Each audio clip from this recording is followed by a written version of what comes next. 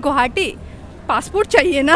They don't even know the Shillong is a part of India. Bharat के उत्तर पूर्वी भाग में जिसे नॉर्थ ईस्ट इंडिया भी कहा जाता है, उसमें कितने स्टेट्स हैं? जवाब दीजिए, आपसे ही पूछ रहा हूँ।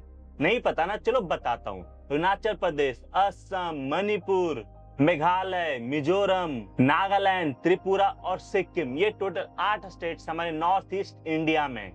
और इन 8 स्टेट्स में यानी नॉर्थ ईस्ट इंडिया में 200 से ज्यादा एथनिक ग्रुप निवास करते हैं और लगभग 160 से ज्यादा भाषाएं और बोलियां बोली जाती है। इसके बावजूद नॉर्थ ईस्ट के अनेकों डिस्ट्रिक्ट में मानव विकास सूचकांक यानी HDI, health services, educational level national average से कम है। 2019 की एक रिपोर्ट के अनुसार अरुणाचल प्रदेश, मिजोरम और मणिपुर जैसे राज्यों की प्रति व्यक्ति आय नेशनल एवरेज से 30% कम है। असम जो नॉर्थ ईस्ट का सबसे बड़ा राज्य है, 2020 में वहां का पर पर्सन हेल्थ एक्सपेंडिचर जो था ना, वो 1400 रुपए था, जो कि बाकी जगह से बहुत ज्यादा कम है, क्योंकि वहां पर गवर्नमेंट स्कीम का सही से इस्तेमाल नहीं हो पाता है। इसका कारण है वो सोच जो कि नॉर्थ ईस्ट इंडिया को इंडिया का हिस्सा मानने से इनकार करती है। और इसके लिए ना कोई एक व्यक्ति जिम्मेदार नहीं है, बल्कि एक पूरा सिस्टम है जो उन्हें हमसे अलग कर रहा है। पर हम उस सिस्टम को कैसे हरा सकते हैं? तो चलिए आज की वीडियो में हम उसी के बारे में बात करते हैं।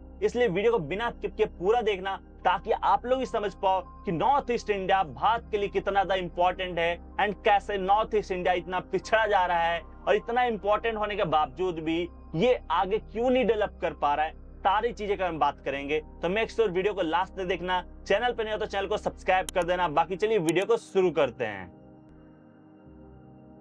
नॉर्थ ईस्ट इंडिया के अधिकतर जितने भी लोग रहते हैं, वहाँ उनके शरीर की बनावट तिब्बतो मंगोलॉइड रेशियल ग्रुप से जुड़ी हुई है।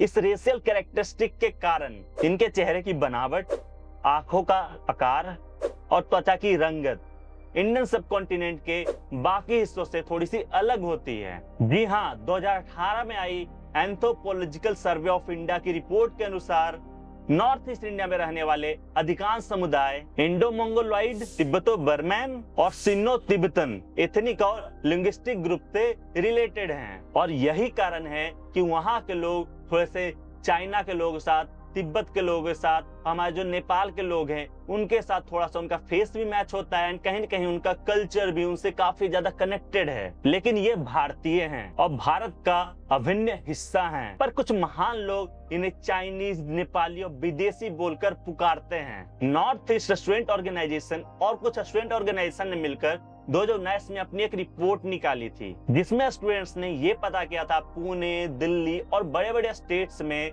जो भी नॉर्थ ईस्ट इंडिया के लोग हैं, स्टूडेंट्स हैं, प्रोफेशनल्स हैं, उनके साथ कितना ज्यादा रेशियल कमेंट किया जाता है। और उन कमेंट्स में से सबसे ज्यादा पॉपुलर था चाइनीज, मोमो वाला, कोरोना, नॉर्थ कोरियन। हाँ, आपने सही सुना, कोरोना। मेरे को तो चीनी बोल लेते थे लोग, मोमो, चौमिन, है ना, अरे ये चीन से आ गया। कोरोना एपिडेमिक के बाद उनको एक नया नाम मिल गया है और ये महान लोग पल भर के खुशी के लिए दूसरे के ऊपर रेशियल कमेंट करना शुरू कर दिए हैं। नेशनल ह्यूमन राइट कमीशन यानी NHRC को 2015 से लेकर 2021 के बीच में नॉर्थ ईस्ट इंडिया के नागरिकों से जुड़े रेशियल डिस्क्रिमिनेशन की 220 से अधिक मामले सामने आए थे। I face racist when I travel through when I've been to Delhi. इसमें शारीरिक हमले, अपमानजनक टिप्पणी और नौकरी में पक्षपात शामिल है। Indian council of social science research द्वारा स्पॉन्सर्ड एक सर्वे में पाया गया कि दिल्ली, नोएडा और गुड़गांव में रहने वाले 78% से ज्यादा नॉर्थ ईस्ट इंडियंस को मार्च-जून 2020 के बीच में कभी न कभी एक बार रेशियल कमेंट का सामना करना पड़ा है। हिंदी आ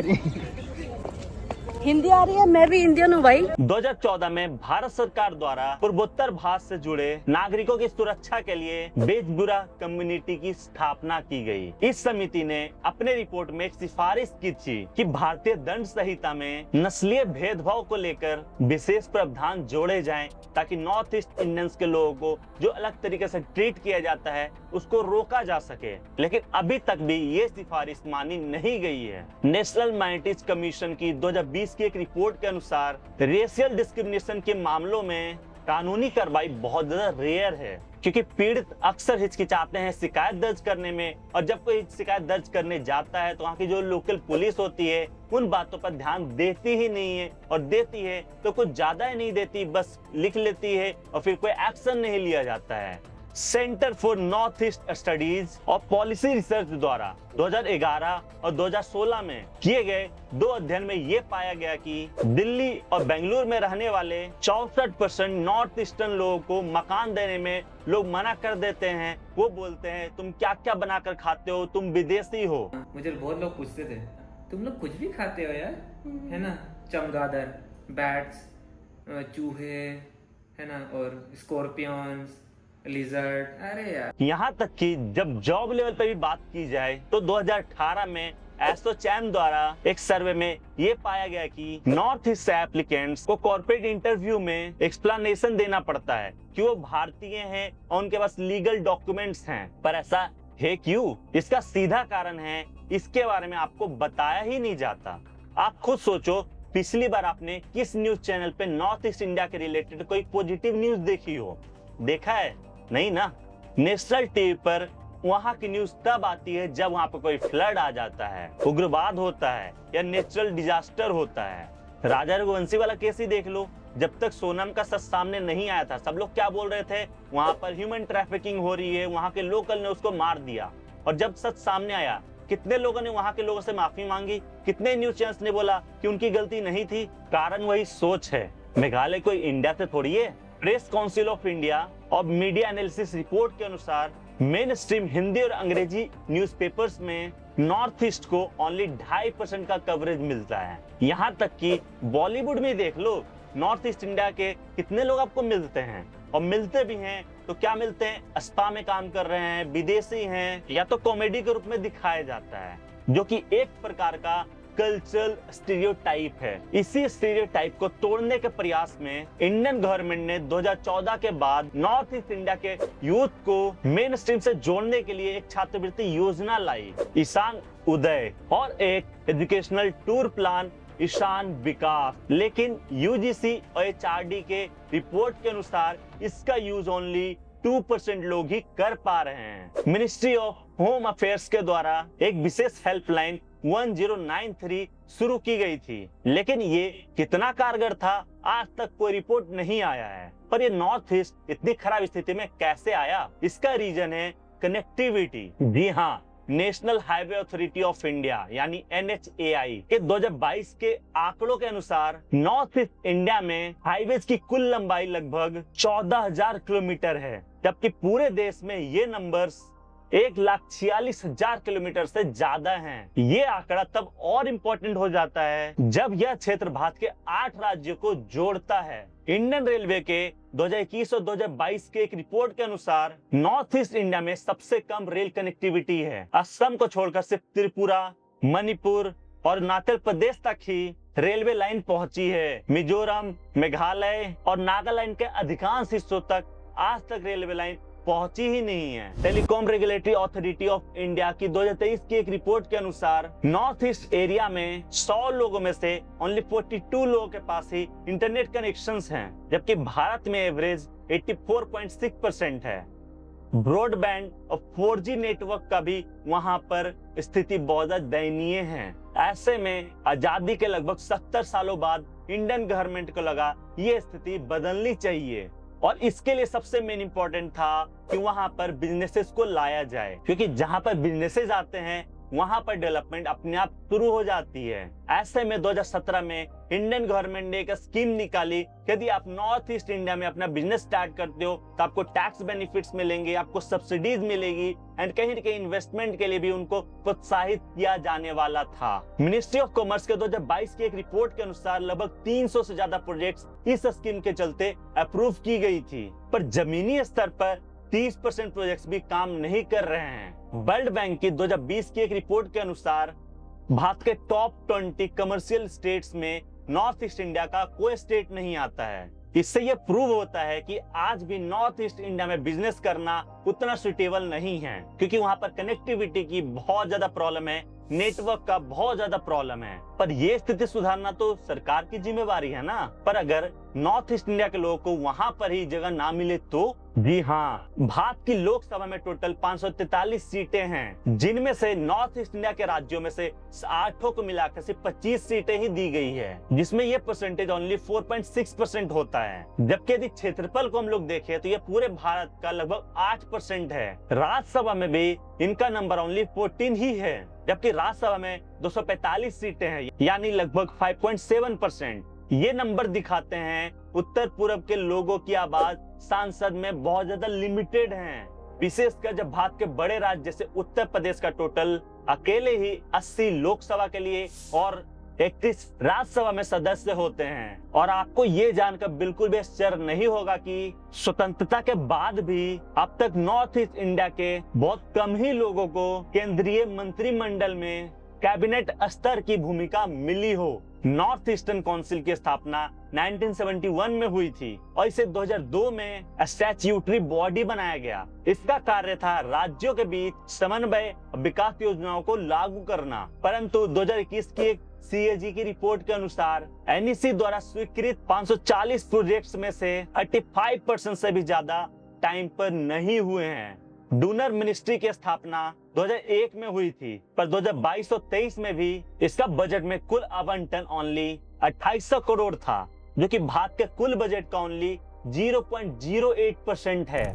member of parliament local area development scheme के अंतर्गत सांसदों को प्रति वर्ष 5 करोड़ रुपए मिलते हैं, परंतु 2021 की CAG की एक रिपोर्ट के अनुसार उत्तर पूर्वी राज्यों में इन निधियों के उपयोग में 50% से ज्यादा कमी है, जो कि प्रशासनिक अड़चने और क्षमता की कमी का संकेत है। और ये जब होगा जब वो लोग गवर्नमेंट जॉब्स में आएंगे। आपको बता दें, नॉर्थ ईस्ट इंडिया के कई राज्यों में अनुसूचित जनजाति की आबादी है। उदाहरण के लिए शेड्यूल्ड ट्राइब्स यानी ST की बात की जाए तो मिजोरम में 94.4%, नागालैंड में 86.5%, मणिपुर में 35% और त्रिपुरा में लगभग 31% लोग ST कैटेगरी में हैं। और भारत सरकार द्वारा इन ST समुदायों के लिए ST कोटा निर्धारित है, परंतु UPSC के 2019 से 2021 के बीच के आंकड़ों के अनुसार नॉर्थ ईस्ट से जितने भी सफल IAS IPS हैं, उनका नंबर ओनली 1.8% है।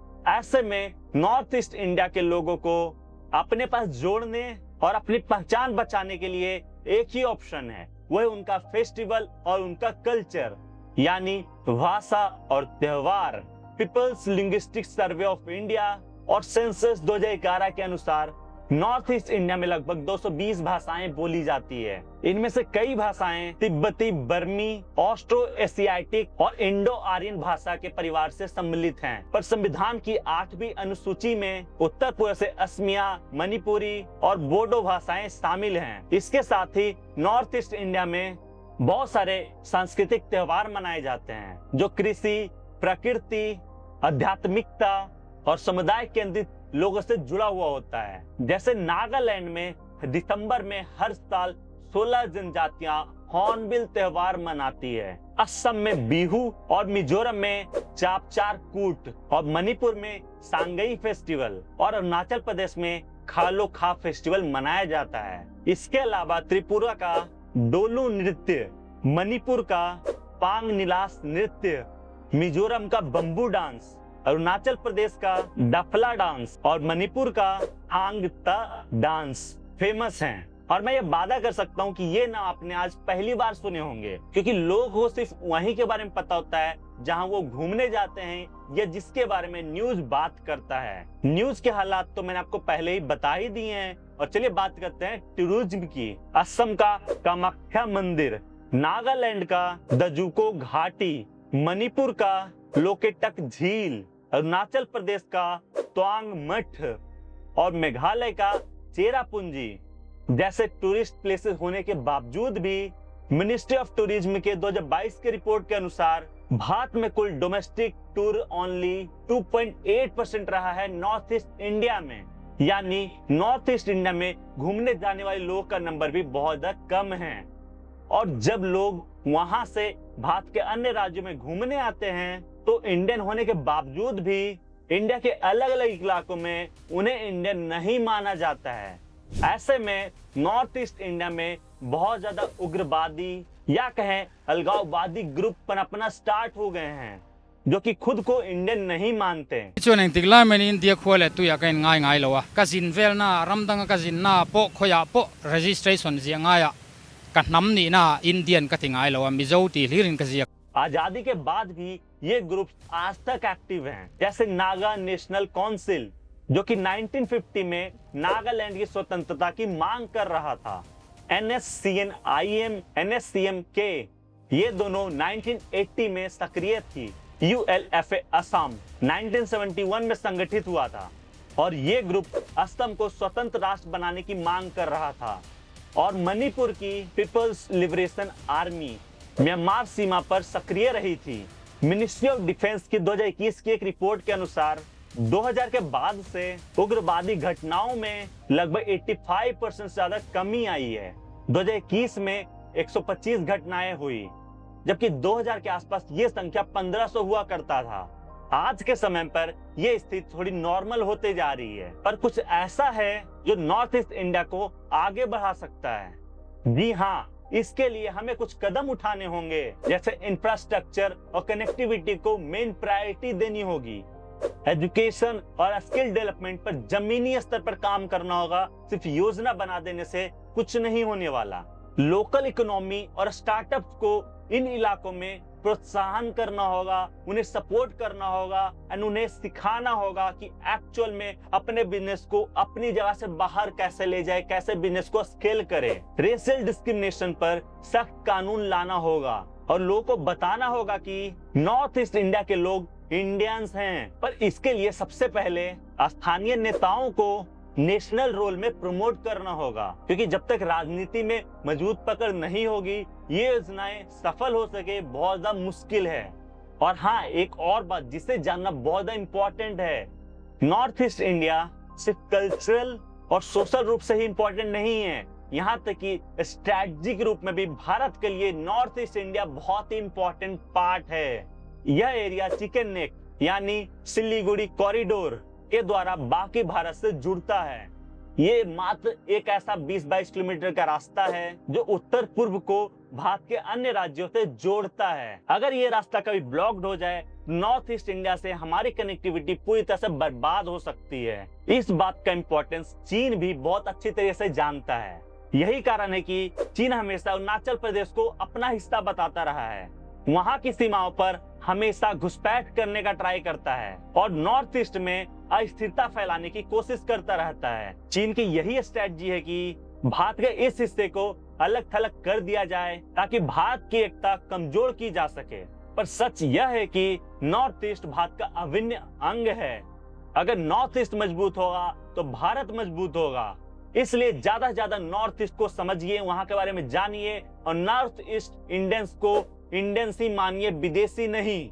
और ये वीडियो को ज्यादा से ज्यादा लोगों तक शेयर कीजिए ताकि बाकी लोग भी समझ पाए कि ये जो हमारा नॉर्थ ईस्ट है ये हमारे लिए कितना ज्यादा इंपॉर्टेंट है और वहाँ के लोग इंडियंस नहीं है, कोई चाइनीज नहीं, कोई कोरियन नहीं, कोई मोमो वाला नहीं, वो एक इंडियंस है। एंड पूरे भारत में हर इंडियंस को एक सेफ सोसाइटी मिलनी चाहिए, कोई रेशियल डिस्क्रिमिनेशन नहीं होना चाहिए, चाहे आप हो कोई और हो। सबके लिए इंडिया में एक ही रूल है, किसी के भी ऊपर रॉन्ग कमेंट्स करना सही नहीं है। बाकी आई होप ये वीडियो आपको पसंद आएगी। वीडियो पसंद है तो वीडियो को लाइक करना ना भूले, इस वीडियो को ज्यादा लोगों तक शेयर करें ताकि वो लोग भी इसके बारे में जान सके, नॉर्थ ईस्ट की इंपॉर्टेंस को जान सके। बाकी मैं आपसे मिलता हूँ नेक्स्ट वीडियो में। यदि आपके माइंड में कोई भी टॉपिक है जिस पे आप वीडियो देखना चाहते हो, आप लोग कमेंट सेक्शन में बता सकते हो, मैं उस टॉपिक पे वीडियो लेके आ जाऊंगा। But guys don't forget to subscribe our channel because इस टाइप की वीडियोस बनाने में बहुत ज्यादा टाइम और एफर्ट्स लगता है, तो आपका एक सब्सक्राइब हमें बहुत ज्यादा मोटिवेशन देता है और ऐसी वीडियोस क्रिएट करने का। तो मेक श्योर वीडियो को लाइक कर दे, चैनल को सब्सक्राइब कर दे। मैं आपसे मिलता हूँ नेक्स्ट वीडियो में,